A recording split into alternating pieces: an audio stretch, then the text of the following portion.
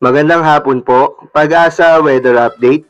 Alamin ang lagay ng panahon ngayong gabi ng Sabado, September 16, 2023 at sa mga susunod na araw.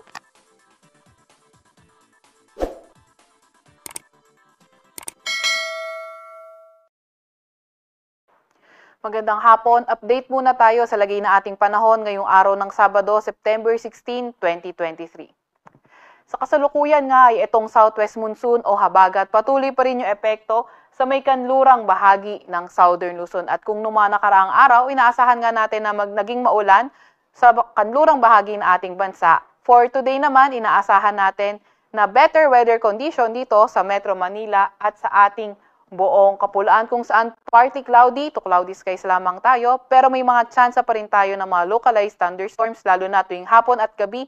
Kaya yung ating mga Regional Services Division maglalabas ng mga thunderstorm advisory kung kinakailangan or pwede rin naman yung mga rainfall advisory o kaya heavy rainfall warning kung kinakailangan.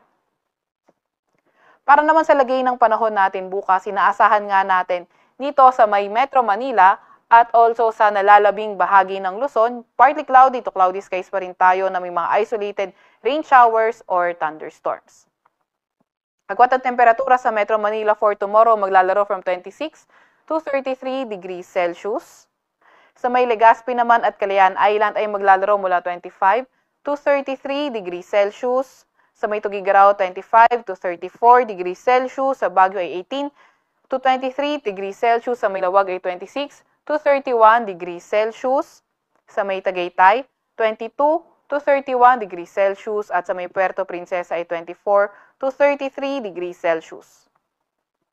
Para naman sa lagay ng panahon, dito sa may Visayas at also sa may Mindanao area, patuloy pa rin partly cloudy to cloudy skies, isolated rain showers or thunderstorms tuwing hapon yung ating inaasahan.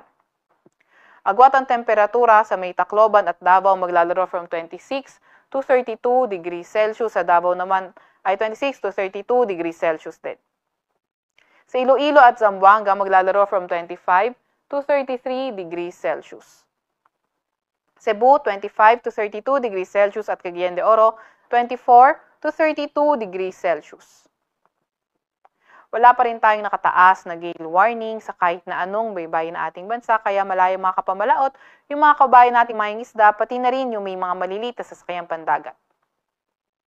Para naman sa 3-day weather outlook ng mga pangunahing syudad natin dito sa may Metro Manila, sa may Baguio, Legazpi City, Metro Cebu and also Metro Davao, pati na rin sa ating buong Kapulaan in the next 3 days, sinaasahan pa rin natin na magpapatuloy itong magandang panahon pero may mga tsansa pa nga rin tayo ng mga localized thunderstorms, lalo na tuwing hapon at sa gabi. Kaya yung ating mga Regional Services Division muli ay maglalabas ng mga thunderstorm advisories kung kinakailangan. Agwat ang temperatura sa Metro Manila sa susunod na 3 araw maglalaro from 25 to 33 degrees Celsius. Sa may Baguio City naman ay 17 to 24 degrees Celsius. Sa Legazpi City ay 25 to 33 degrees Celsius. Sa Metro Cebu ay 25 to 32 degrees Celsius at sa Davao ay 25 to 33 degrees Celsius. Ang araw ay lulubog mamayang 5:57 ng hapon at sisikat bukas ng 5:45 ng umaga.